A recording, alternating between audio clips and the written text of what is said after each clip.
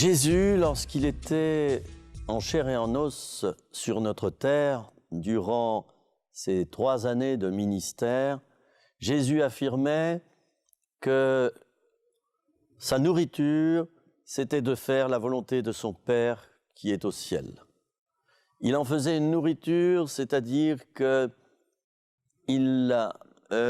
portait une particulière attention au fait d'obéir à Dieu tous les jours, de faire sa volonté et de rentrer dans ses plans.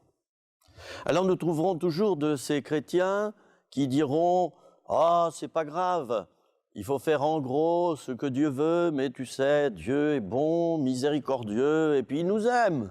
C'est pas grave tout ça. Il faut pas trop y prêter attention. Puis Jésus, c'était Jésus, tandis que nous sommes imparfaits et nous ne sommes pas Jésus. » Eh bien, j'aimerais lire un texte situé dans l'évangile de Matthieu au chapitre 7. Ce sont les versets 21 à 23. « Ceux qui me disent « Seigneur, Seigneur », n'entreront pas tous dans le royaume des cieux, mais celui-là seul qui fait la volonté de mon Père qui est dans les cieux. Plusieurs me diront en ce jour-là, « Seigneur, mais Seigneur, n'avons-nous pas prophétisé par ton nom ? N'avons-nous pas chassé des démons par ton nom ? N'avons-nous pas fait beaucoup de miracles par ton nom ? » Alors, je leur dirai ouvertement, « Je ne vous ai jamais connu, retirez-vous de moi, vous qui commettez l'iniquité. » Lorsque Jésus dira à ces hommes et ces femmes, « Je ne vous ai jamais connu », je fais référence à un verset situé dans la première épître aux Corinthiens, chapitre 8 et verset 3. « Si quelqu'un aime Dieu, celui-là est connu de Dieu. » Si nous aimons réellement Dieu, nous lui obéirons. Si nous lui obéissons, nous serons connus par lui. Alors prenons garde tout de même à la manière dont nous obéissons à Dieu. Ne devenons pas des élèves dissipés qui disent « c'est pas grave, après tout, Dieu est là, tout se passera bien. »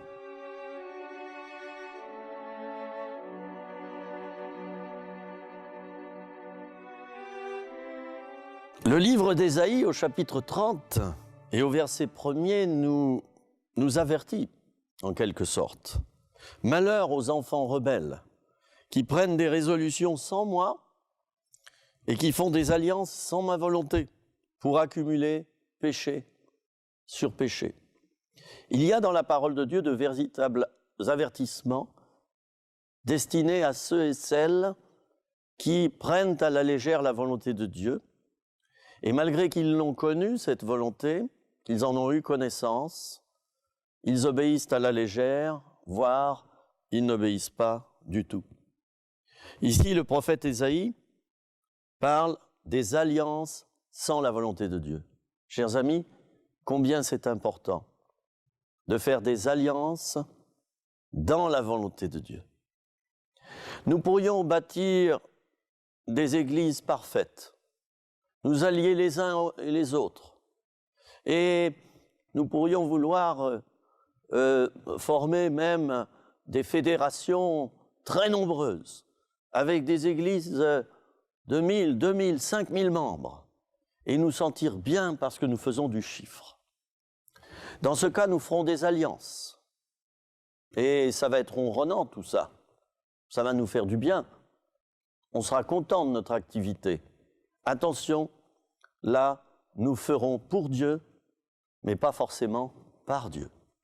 Attention à l'orgueil, attention au souci du chiffre, attention à ne pas faire comme dans ce monde où il faut absolument cavaler, il faut aller vite, il faut faire du chiffre, il faut performer. C'est un monde qui court à sa perte parce qu'il ne voit pas les valeurs essentielles, fondamentales, qui concernent l'être humain. Jésus le dira dans l'évangile de Matthieu au chapitre 15 et au verset 13, « Toute plante que n'a pas plantée mon Père céleste sera déracinée. » Autrement dit, entre deux plantes plantées par les chrétiens, l'une peut très bien avoir l'approbation de Dieu, mais l'autre non. Et dans ce cas-là, ce sera la plante que j'appellerais religieuse. Elle aura été plantée dans un esprit religieux. Et comme je le disais, pour faire du chiffre. Jacques dira ceci au chapitre 4 et au verset 15, vous devriez dire, si Dieu le veut, nous vivrons et nous ferons ceci et cela. Mais maintenant, vous vous glorifiez dans vos pensées orgueilleuses. Alors, chers amis, disons cela, si Dieu le veut, je ferai ceci ou cela.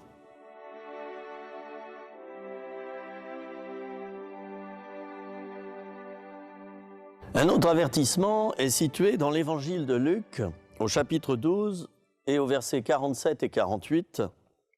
Le serviteur qui, ayant connu la volonté de son maître, n'a rien préparé et n'a pas agi selon sa volonté, sera battu d'un grand nombre de coups.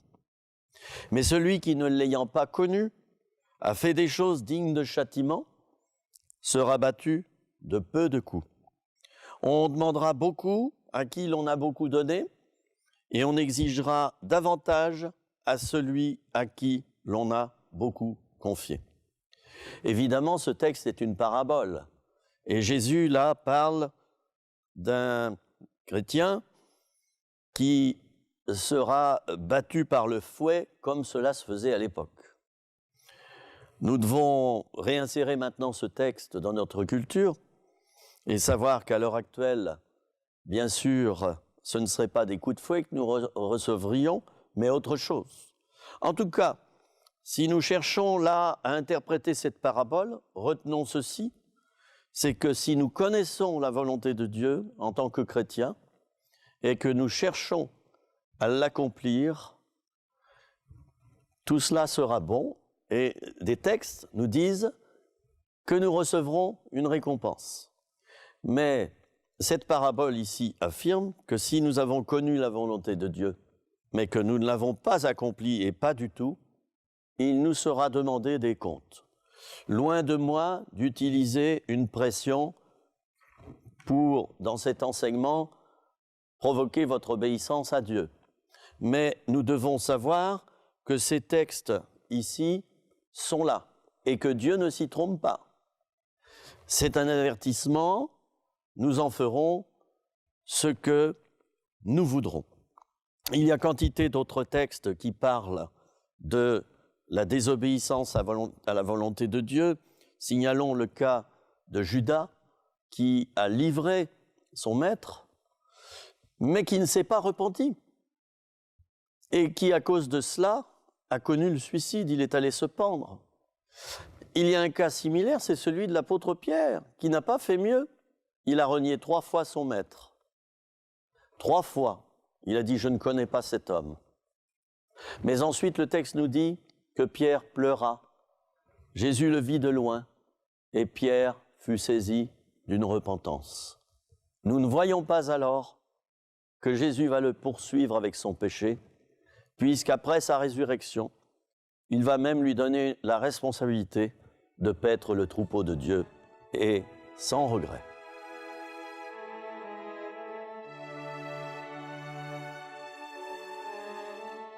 Nous pourrions nous poser cette question à juste titre, mais comment discerner la volonté de Dieu?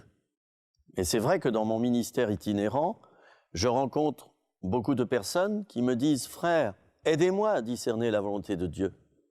Je ne crois pas que je suis appelé par lui. Je ne crois pas que la situation est claire en ce qui me concerne. Dieu, semble-t-il, m'a oublié. » Alors, je leur donne un petit enseignement, et cet enseignement, c'est celui-ci. Commence par les petites choses. Tu ne sais pas quelle est la volonté de Dieu? Eh bien là, dans ton église, commence à t'occuper de petites tâches. Des tâches matérielles peut-être, ranger les chaises, faire le ménage, entretenir la salle, mettre le chauffage, éteindre le chauffage, allumer et éteindre les lumières. Il y a aussi cette partie qui est très intéressante, c'est d'être à l'accueil, à l'entrée de la salle, pour saluer les personnes qui arrivent, leur demander de leurs nouvelles.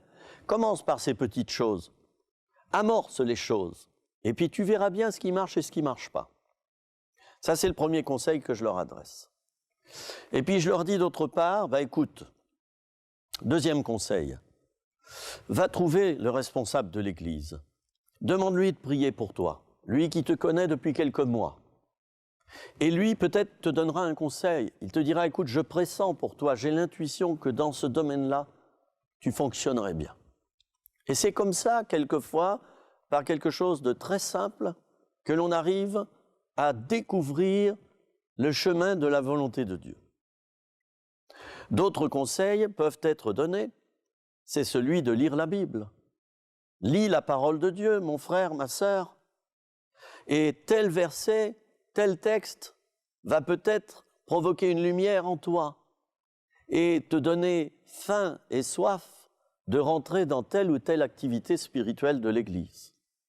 Une chose est certaine, celui qui est infidèle dans les petites choses ne pourra pas être fidèle dans les grandes choses. Il y a quelque chose que tu dois apprendre, c'est la fidélité, la ponctualité, c'est l'honnêteté dans les petites choses que Dieu te confie dans le groupe auquel tu appartiens, y compris chez toi, dans la famille. Il y a 1001 choses à faire. Tu es là en prière toujours, ben oui, alors qu'il y a la vaisselle à faire, le ménage à faire et quantité d'autres choses. Tu veux servir Dieu? Eh bien, commence à la maison déjà, aide la fratrie, aide ton père et ta mère, aide ta famille à accomplir plusieurs choses, plusieurs activités.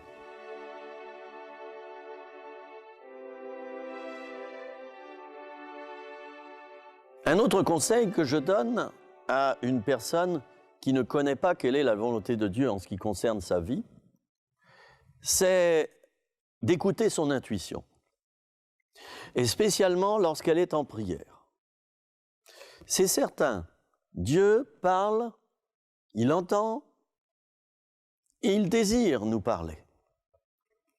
Le Saint-Esprit est une personne. Jean 16, verset 13, nous dit que le Saint-Esprit parle, il entend, il annonce les choses à venir. Il est bon d'écouter les convictions que le Saint-Esprit met à l'intérieur de notre cœur et de les soumettre ensuite à notre entourage, à leur discernement. Mais Dieu peut tout simplement aussi déposer une conviction très profonde. Je vous donnerai un témoignage personnel. J'ai toujours eu la conviction, depuis que j'ai fait ma rencontre personnelle avec Dieu, que mon ministère, c'était d'aider les plus faibles, les plus fragiles, ceux qui sont au bout du rouleau. Cette conviction, je l'ai depuis maintenant 37 ans. Et elle n'a pas cessé de rester en moi, cette conviction. Elle a grandi. Je suis toujours dans un ministère d'aide auprès des personnes qui sont complètement en bout de parcours, qui ne croient plus en rien et vivent dans la désespérance. Le Sadhu Sundar Singh l'a dit, si en prenant certaines décisions, notre paix intérieure augmente, nous savons que nous sommes dans sa volonté. La paix de Dieu que nous avons à l'intérieur de nous-mêmes, au moment où nous prions, peut nous guider d'une manière extraordinaire dans la volonté de Dieu pour nous. Alors, suivons cette paix. Et le psalmiste dira, « Ta parole est une lampe à mes pieds, une lumière sur mon sentier. » La parole de Dieu, je reviens dessus, est comme un ensemble de balises qui, lorsqu'elles sont mises bout à bout, nous montrent quel est le chemin de la volonté de Dieu. N'épargnons pas non plus la prière, je l'ai dit à l'instant. Dieu nous donne cette merveilleuse promesse dans Jérémie 33, verset 3. « Invoque-moi et je te répondrai. Je t'annoncerai de grandes choses, des choses cachées que tu ne connais pas. » Le psaume 32, verset 8 nous dit ceci. « Je t'instruirai, je te montrerai la voie que tu dois suivre. Je te conseillerai, j'aurai le regard sur toi. » Tout cela, ce sont des promesses que nous pouvons prendre au mot et qui nous dirigeront efficacement dans le cœur de la volonté de Dieu.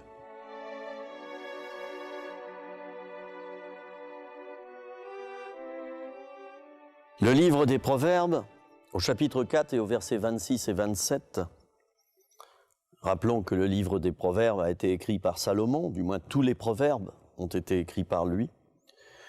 Eh bien, ce livre des Proverbes nous dit ceci. « Considère le chemin par où tu passes, et que toutes tes voies soient bien réglées. N'incline ni à droite, ni à gauche. » C'est pourquoi nous sommes en train d'étudier comment Dieu peut nous montrer quelle est sa volonté envers nous. Et j'aimerais citer encore une bonne occasion de connaître la volonté de Dieu, c'est lorsque nous sommes en prière et que nous entendons Dieu nous parler. Je sais, la plupart d'entre vous, vous allez me dire, ça ne m'est jamais arrivé. Vous avez bien de la chance, parce que moi, je n'ai jamais entendu une seule fois de ma vie la voix de Dieu. Dieu ne parle pas d'abord à ses chouchous, et puis les autres, il les négligerait. Vous êtes capable d'entendre sa voix, si vous vous préparez à cela, si vous croyez que Dieu peut vous parler. Dieu vous parlera personnellement. Philippe, l'évangéliste, on voit son histoire dans les Actes des Apôtres, est passé par là. Acte 8, verset 29. L'Esprit dit à Philippe, « Avance et approche-toi de ce char. » Et nous voyons que suite à cela, Philippe va évangéliser un Éthiopien. Il va l'amener au salut et il va même le baptiser. L'Esprit lui avait parlé juste auparavant et lui avait dit de prendre une route bien spécifique. Il y avait 2 routes qui menaient à une ville. L'Esprit de Dieu lui a parlé et lui a dit de prendre celle qui est déserte, celle qui était abandonnée depuis longtemps. Et c'est là que l'Éthiopien était en train de rouler en char. Le livre d'Ésaïe, au chapitre 30 et au verset 21, dit ceci, « Tes oreilles entendront derrière toi la voix qui dira, « Voici le chemin, marchez-y, car vous iriez à droite ou vous iriez à gauche. » Encore une belle promesse qui nous montre que nous pouvons entendre la voix de Dieu. Cela n'est pas réservé à une élite, mais encore faut-il que nous croyions qu'un jour, nous pourrons entendre sa voix. Personnellement, cela m'est arrivé souvent. Dieu me réveille la nuit et il me parle, je note, je mets la date. Sur le moment, je ne comprends pas tellement ce que Dieu me dit, mais quelques mois plus tard, lorsque je relis mes notes, je me dis « Ah, mais c'est incroyable, Dieu m'avait déjà parlé à ce sujet et c'est en train de s'accomplir. » Et cela m'aide.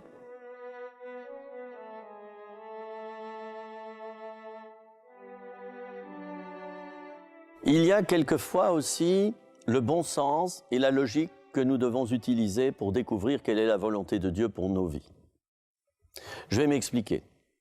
Un technicien en informatique qui demeure des années sans rien faire dans son église, en se morfondant et en se demandant quelle est la volonté de Dieu pour lui, pourrait commencer à pianoter l'ordinateur du secrétariat de l'église et à donner un coup de main dans le domaine informatique. Celui qui est mécanicien automobile peut peut-être dépanner des frères, des sœurs qui tombent brusquement en panne.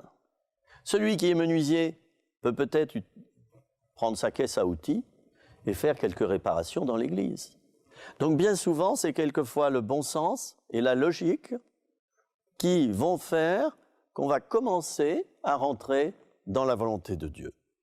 Je reviens à ce que je disais tout à l'heure, lorsque je disais que Dieu peut nous parler directement. Nous pouvons quelquefois aussi recevoir non pas directement la parole, mais une révélation. Qu'est-ce que c'est qu'une révélation? C'est une pensée qui s'imprime dans notre pensée et tout de suite nous captons que c'est une pensée de Dieu. Alors il y a aussi des dons spirituels qui dans l'Église peuvent nous toucher. Une personne se lève et dit voilà, il y a ici quelqu'un qui est atteint de telle maladie, Dieu veut le guérir. Une autre derrière se lève et dit oui, je confirme que l'Esprit de Dieu va la guérir maintenant. Et suite à ces paroles, la volonté de Dieu s'accomplit. Le livre des Proverbes, chapitre 29, verset 18, dit ceci: quand il n'y a pas de révélation, le peuple est sans frein. Nous avons besoin de ces révélations, sans tomber bien sûr dans l'extrémisme. Les signes sont quelquefois utiles aussi pour nous confirmer que nous sommes ou non dans la volonté de Dieu. Gédéon, avec cet toison de laine, en a fait l'expérience et Dieu l'a exaucé. Il y a des cas rares dans la Bible où c'est un ange qui va annoncer à quelqu'un, par exemple Gabriel, qui parle à Marie, mère de Jésus, qui va annoncer à quelqu'un quelle est sa mission et quelle sera la volonté de Dieu en ce qui le concerne. Les événements également sont là pour nous diriger dans la volonté de Dieu. Joseph, fils de Jacob, était en prison. On vient le chercher pour qu'il interprète le songe de Pharaon. Pharaon prend son anneau et parce que Joseph a bien interprété, il le nomme Premier ministre d'Égypte. Joseph ne s'est pas posé de questions. À ce moment-là précis, il savait qu'il était en plein cœur de la délicieuse volonté de Dieu.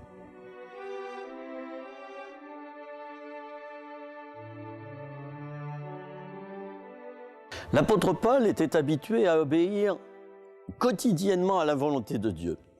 Et il dit ceci dans l'Épître aux Romains, chapitre 15, verset 32, « Je dois arriver chez vous avec joie si c'est la volonté de Dieu. » Chez vous, donc, à Rome. Et puis il dit aussi aux Corinthiens, premier Épître aux Corinthiens, chapitre 4, verset 19, « J'irai bientôt chez vous si c'est la volonté du Seigneur, c'est-à-dire à Corinthe. » Et encore plus fort, Paul, lorsqu'il se présente dans l'introduction de ses lettres, dit toujours, presque toujours, Paul, appelé à être apôtre de Jésus-Christ par la volonté de Dieu.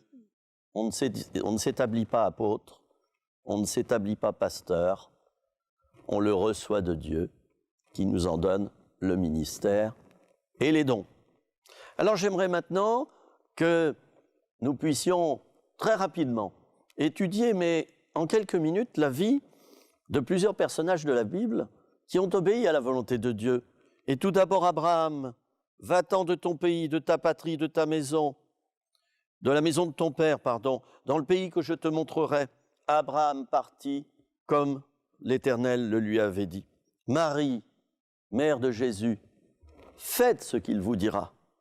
Saul de Tarse, qui tombe par terre et qui entend la voix de Dieu. Seigneur, que veux-tu que je fasse? Il devient disponible pour faire la volonté de Dieu. Job dit ceci, alors qu'il souffre énormément, j'ai fait plier ma volonté aux paroles de sa bouche. Ésaïe répond à cette parole du Seigneur, qui enverrai-je? Qui marchera pour nous? Me voici, Seigneur, envoie-moi, dit-il. Et puis Pierre et André, deux des futurs disciples, lorsque Jésus passe sur le rivage, il leur dit ceci, suivez-moi, et je vous ferai pêcheurs d'hommes. Aussitôt, ils laissèrent leur filet et le suivirent. Jacques et Jean, d'autres disciples, Jésus les appela, et aussitôt, ils laissèrent la barque et leur père et le suivirent. J'aurais beaucoup d'autres textes, bien sûr, à vous commenter en ce qui concerne la volonté de Dieu.